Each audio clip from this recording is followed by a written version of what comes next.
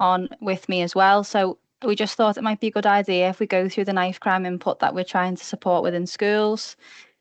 And then Laura will jump in, who's our inspector, will jump in and support me with that. And then we've got some time for some questions at the end. If anyone's got questions as we go through, please feel free to just stop me and we can answer them as well, if everyone's all right with that. Can everyone see as the slides just changed? 'Cause I can't see you at the same time. Has that just changed? Yeah. It did, yeah. Thanks very much. So we just talked to the young people, really. What we've tried to do is get so our operation interface team have given me some information around things that we're seeing as a force. Obviously, I'm overseeing what we're seeing coming back into schools and conversations I'm having with yourselves. And then anything from the schools officers that we notice is an issue or we think that we need to cover. So what is knife crime? What's the scale of the problem? How does it impact children, young people, families and communities? And how can you protect yourself and others? Obviously, this is aimed at young people. So we'd first start with what you already know about knife crime. You might find that some young people know lots. You might find that they don't know anything. And we'll come on to in a little bit some of the things that young people tend to say to us, and maybe some misconceptions that we've got. So this is a really basic definition of what we would use. Our police definition is quite wordy and lengthy, so we've cut it right back and it's really basic for them to understand. Why do we think some young people think it's okay to carry a knife? So as you can imagine, some of the responses that we get from this can be a little bit concerning. And that's your opportunity really to get rid of those misconceptions and have that opportunity for discussion.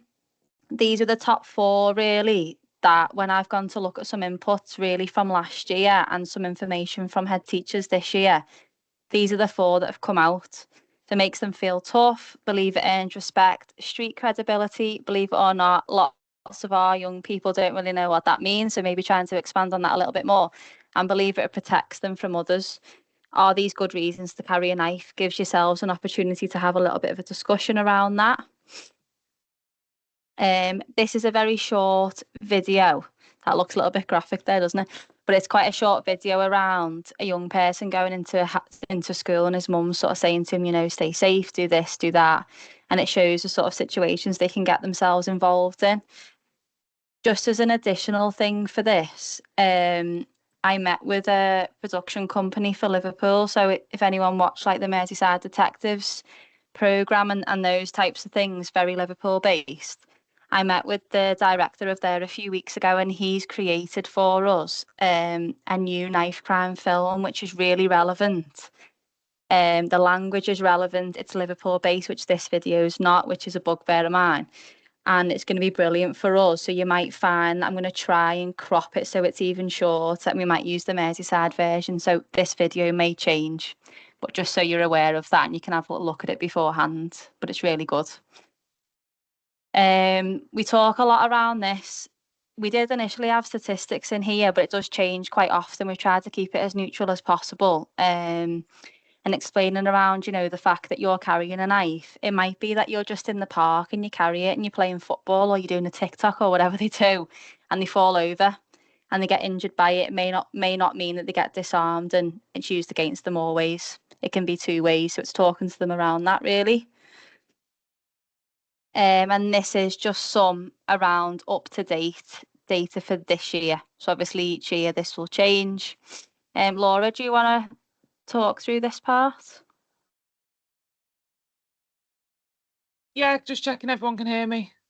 Yeah, we can hear you. Yeah, no worries. I've took my headphones out, that's all. I'm just with Dan, the sergeant in the office. So as Faye said, I'm Laura Leach. I'm the inspector on this portfolio for the knife crime. If we look at the data confirmed, obviously on the screen, the last 12 months, we have made over 320 arrests for possession of a knife or blade. That figure doesn't obviously include those that we've warned in for a voluntary attendance interview.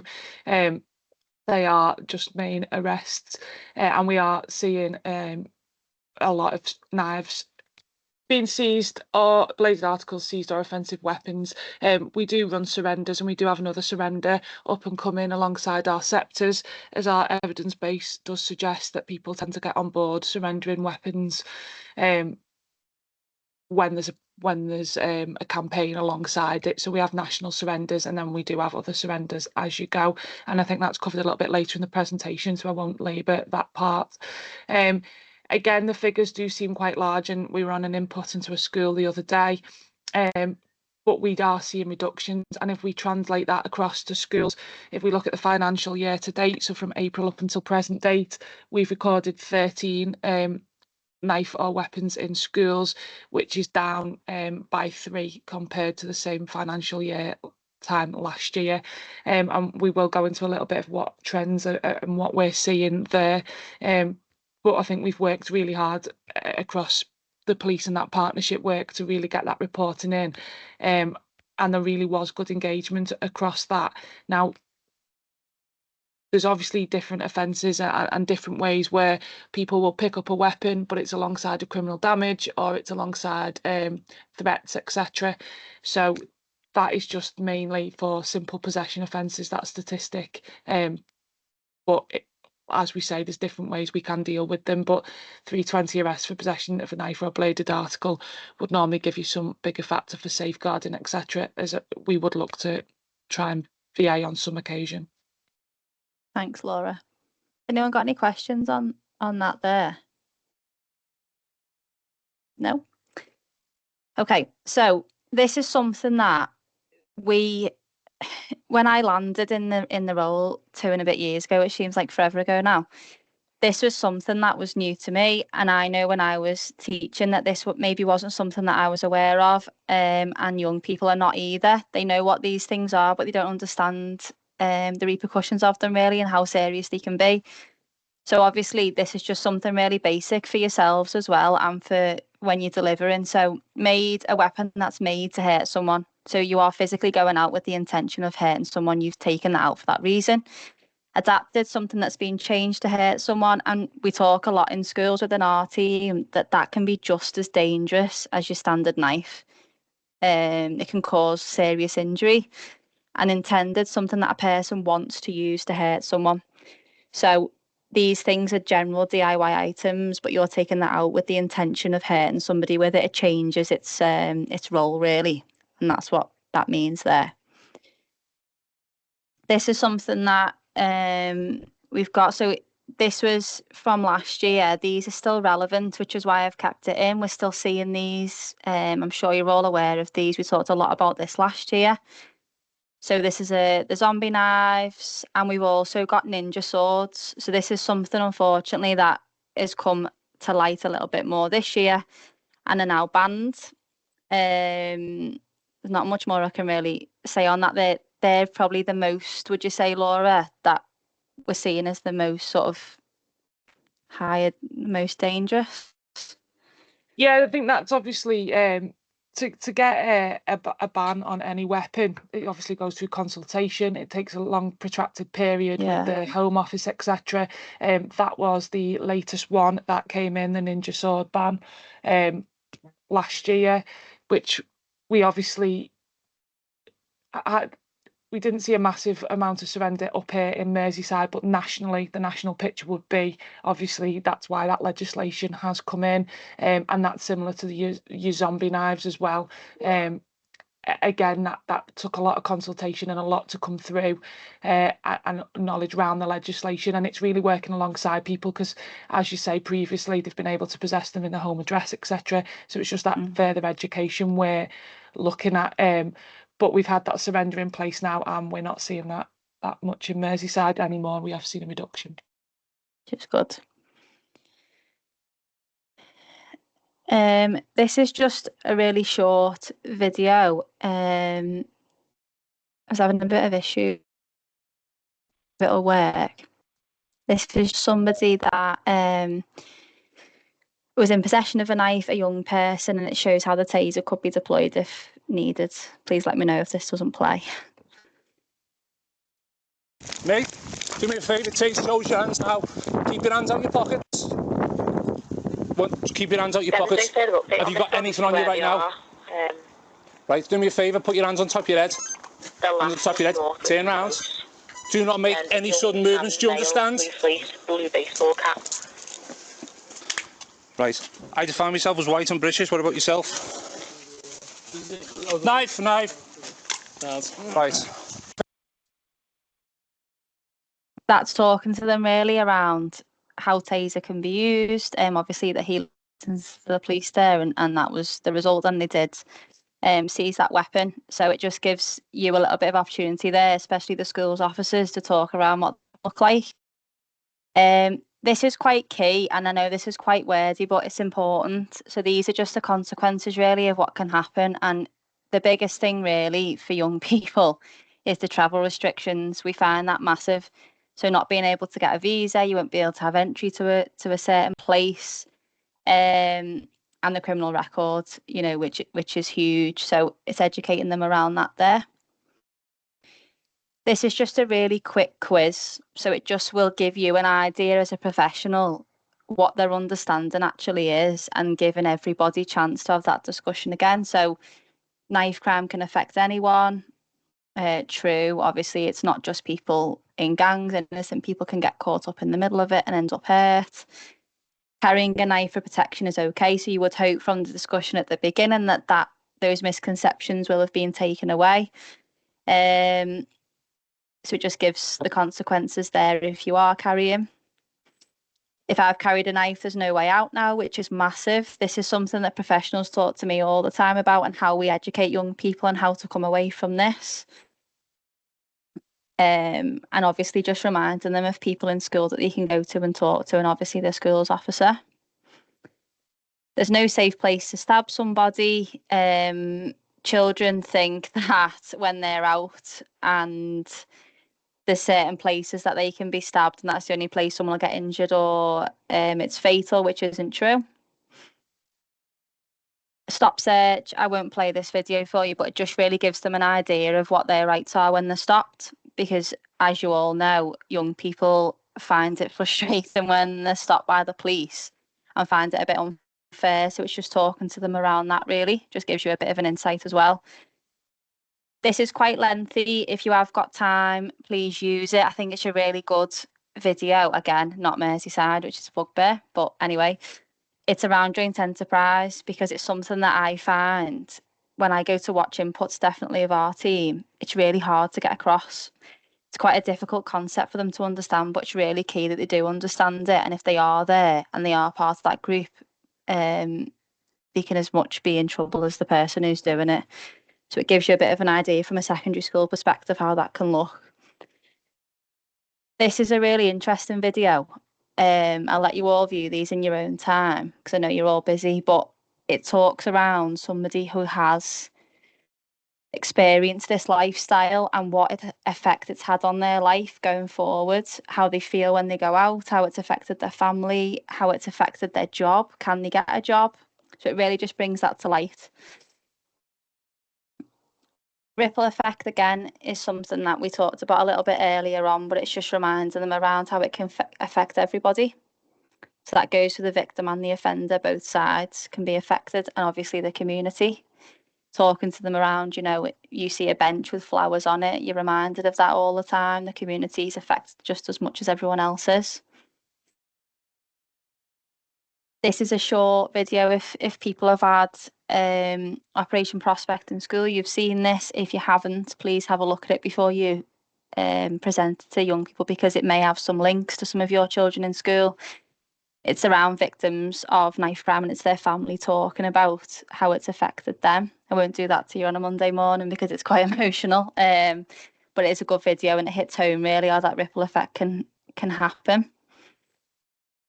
This is really putting a little bit of ownership onto them, and it's what they can do to reach out and support each other, and where they can go if they need support. The biggest one for me is walking away is the hardest thing to do.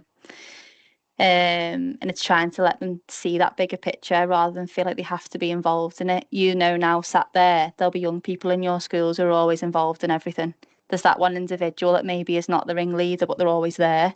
They're the ones I worry about the most, because they're the ones that could potentially get swept up in this and get in trouble or hurt. And then that's there just to remind everyone again where they can go to for support and what that looks like. If there's anyone yourselves want to add in around anyone in school, you can do that too. And then you've all seen this now, but this is just to remind them about how they can report anonymously and where they can go to. So I'll just play that just as a bit of a reminder for you.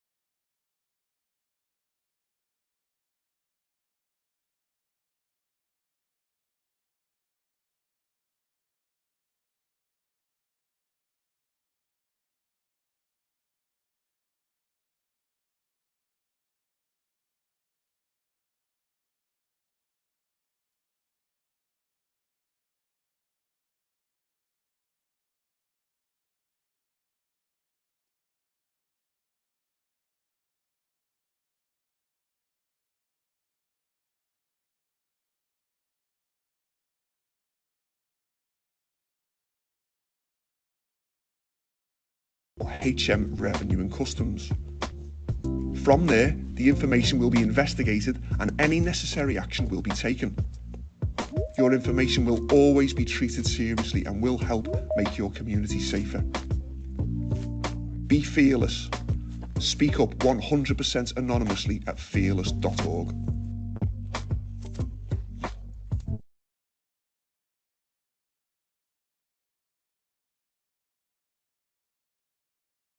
Okay, so, and then this is just an additional video that I would maybe say for this one. It is trauma informed and it is fine to use. It's actually a really good video and it's very real. But this is probably something that you could use if you've got a group, you know, where you wanted a little bit more of an intense intervention and you think you just need something a little bit more additional, a bit more interactive. That's probably quite a good video to use, which is why I've just put it at the very end. So I'm just going to stop sharing. I know I've spoken really fast and ran through that really quickly there. But I just wanted to, I suppose, open the floor out for questions and then we'll go on to a couple of other points that we just wanted to mention to yourselves. Has anyone got any questions about that at the minute? Nope, Monday morning, that's fine. Just a couple of things from me, and I'm sure Laura will jump and Dan will jump in on this as well. In regards to the weapons guidance that's being used in schools, is there anyone here, just before I continue, that doesn't know what that is or new to school and haven't seen it? No. Okay, the weapons guidance went out because of issues that we were seeing in schools. And I've spoken to everybody about this before, but it was a massive concern for me because there was some situations in schools that were happening and people genuinely weren't sure how to use it, or, you know, if the schools officer was on holiday or on leave, it was almost like a little bit, don't really know what to do myself. So we just thought if we put together something really basic that anyone can pick up in school and use, and it gives you the four scenarios that generally our team will deal with and what you experience in schools. But what's been really positive is it seems that the school side of things is really working. We've got a little bit of work to do, which I'm sure Laura and Dan will jump in the background in regards to when you are calling the police, how that's responded to. But I just wanted to say a massive thank you from me, and I know the schools officers appreciate it as well, around how you are dealing with it and how you are using it and sticking to it, because it is really helping us. Laura, Dan, have you got anything you just wanted to add on that from your side? Yeah, just to reiterate, the process seems to have landed really well with our schools, and we are getting the reports in. There have been some slight blockages our end that we've managed to work through, but thankfully the positive relationships with the Safer Schools officers has meant that, you know, we haven't missed those opportunities and we haven't missed the opportunity to do our own safeguarding and investigation really as to the deeper meaning why people are arming themselves with items. When we review the 13 that have been recorded in schools financial year to date, it is like craft knives, Stanley knives that are being brought in. Some are self-harm, others are they're arming themselves with it. Some are cultural, and it's that breakdown where of communication sometimes. So when we are investigating it and we are speaking to them, we can give that greater support outside. So it's really positive that we aren't seeing it as people are not reporting them to us because they fear that, you know, they will get a criminal conviction, or, you know, I think the fact that top inclusion has been pushed out, I think that's really positively landed, and we are seeing some really good diversion and positive diversion really, and support, not just for the individual but sometimes for their families as well if they're new to a community and area. We are addressing the issues our side. We are looking at regular training to really make sure that that full weapon guidance is followed on both parts, but really successful, I think, since it's launched. So thank you. Thanks, Laura. Has anyone got anything they wanted to add, or any concerns they've got that they wanted to share that they've got us on the call? We will wait at the end if anyone wants to speak to us separately. I don't know whether it's worth just Laura and Dan just talking a little bit around any trends that you're seeing or anything that you wanted us to sort of keep an eye on. I know I send some things out via email to you all if anything comes through. I know a couple of the schools officers sent me some recently and I've forwarded them on, but is there anything else that you're seeing that we just need to be mindful of? I think if we step away from the schools, obviously we've covered the craft knives, etc. I think in Merseyside, a lot of our crime type recording is from your opportunist weapon, so your intended weapon. So they're picking up an item during a disagreement, etc., and formulating that intent there to use it as they pick it up. So it would be like an innocent item, for example, a bat, you know, that we have in everyday life, but when it's in that situation. So you know, some schools have got knife ones. There's been a lot of work going, and it is round bladed article knife crime, and even those that are making items. For example, we had a pen where someone had put like a pin down the front. It wasn't a functioning pen, but they'd obviously tried to make it to scratch and stab, etc. So for me, it would be more of the focus on that opportunist type and how that can become a weapon, and how you could then look at a charge of, you know, offensive weapon, etc., because that mens rea, that intent can be formed as soon as they pick it up. So yes, people will arm themselves and could go down the street, etc., and think I've got this because I want to do that, or I'm carrying this to keep me safe. But there are times when people will pick up like forks, other weapons, etc., and then that becomes the offensive weapon. And I think across Merseyside we are seeing a lot more crime types of that type coming in, where it is they grab and then it becomes the weapon. So maybe something round on the delivery when that slide comes up about made, adapted and intended, it is the focus on the intent and how that very quickly conspire to having an offensive weapon. Thanks, Laura. I think something that we notice, and I'm sure lots of you will agree with me, is around our e-bikes. So we're getting a lot of robberies, knife-enabled robbery based around e-bikes, and sort of we are going to send something out separately to this, just to educate yourselves again, really, knowing what you're looking for. I know lots of the schools officers looked around the bike sheds to make sure there was no illegal bikes in there, but it's thinking around things like exploitation and why young people have got them, because a lot of the logs that come through to us are young people and they are knife enabled and they are being used as a threat. And like Laura mentioned there, sometimes they're not used, they're just taken, and that can cause as much threat as well and harm. The last thing sorry, Laura, go on. Sorry, yeah, just on the back of that, I think as we approach Christmas, we're approaching our winter period of action. That is a really relevant point. You know, a lot of our victims for some of these e-bike robberies are school age individuals. They sometimes are cycling around on bikes up to and in the range between £3,000 and £10,000. Not saying that they've been bought with, you know, or obtained through criminality. However, there's two sides to it. It's that side that Faye said, where's it coming from, that professional curiosity, and then the other side is obviously the campaign we are will be running in terms of safeguarding when they're out and about on that, staying to lit areas, etc. But it is a really expensive commodity, and we are having an increase as is nationally, due to the cost of the bike. We are seeing knife point robberies on them. So again, that could link round, and the campaigns that will be coming out in relation to that, the safeguarding of the individual, where they're going, speaking out, and just having a realisation that, you know, these bikes are expensive and they're in high demand, and that's not to frighten anyone. That's just to be realistic, to say, you know, young kids are out and about on them. They're quite vulnerable on their own. They're cycling home. You know, they could be coming back from schools or events down dark areas, and being subject to that. And then that would link back into phase, you know, walk away type of thing, and safeguarding themselves, which is difficult to do when you're going to lose an expensive commodity. However, it's around that messaging as well. So we will be doing that as a force. That is coming out as we approach Christmas, but definitely a relevant Merseyside issue and national. Thanks, Laura. The final thing from me, really, before I open it out to everybody, is, has that just come through? Has my screen changed? Someone confirm you can see that? We can see it. Yeah, thank you.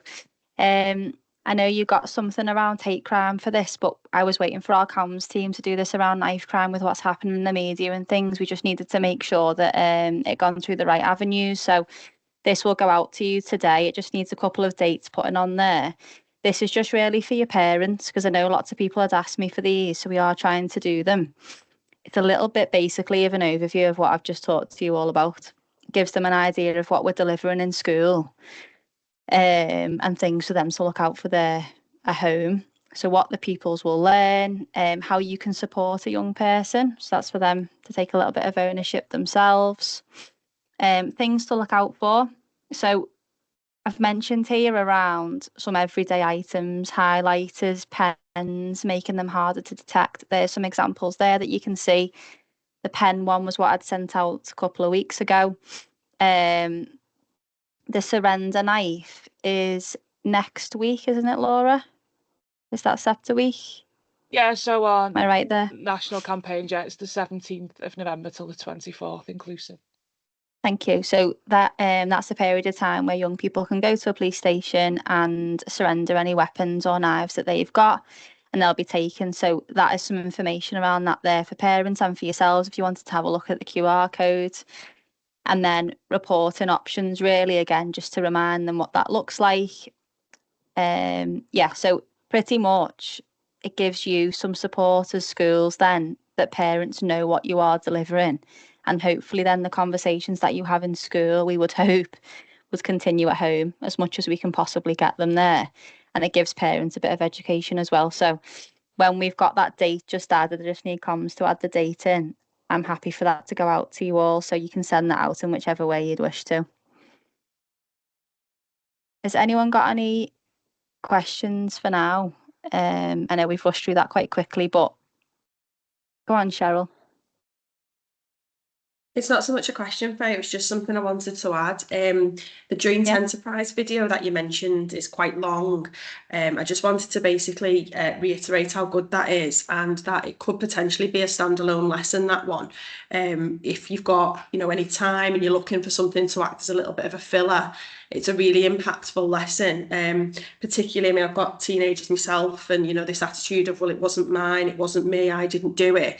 I don't think young people realise just how equally accountable they can be for outcomes. Just their presence alone, being there and not doing the right thing, can mean that they're accountable for potentially somebody's death. And we've had convictions in Merseyside under joint enterprise. So it was just to kind of reiterate, that is a really good message at any time of the year. If you're looking for something to fill, you know, 20 minutes or something like that, I'd obviously recommend that one. Thank you. I think it's a good point. Cheryl made a good point there. Even though we do a month of action, please feel free to use this whenever you feel relevant. I can see a hand, but I can't see the name. Sorry.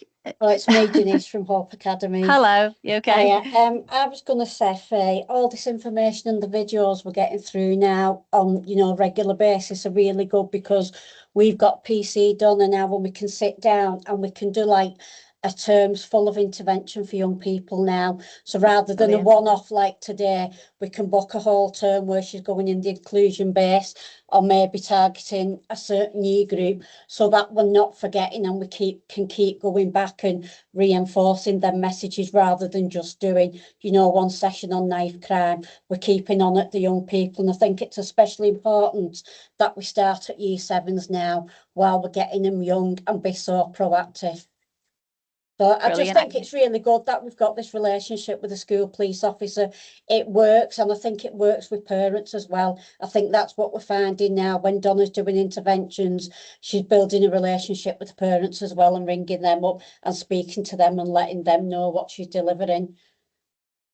That's great. I think it gives parents reassurance, doesn't it, as well? When it doesn't come from school, it comes from two professionals. It just gives that little bit of like, actually, this is what we need to be doing, and we're both sort of saying the same thing, which is what we want. Yeah, Thanks and I for think that. Really appreciate we have it. parents now, if there's an issue with a young parent, and they'll say, well, can PC Donna sit in? I'd like her to sit there, which is a real positive from, our point of view. They're on board with that. They'd rather somebody was sat there as well, supporting them. Breaks the barriers down, doesn't it? Which is good. Yeah. Thank you. Has anyone got anything else they wanted to add? Or any questions even? Just while we're all here?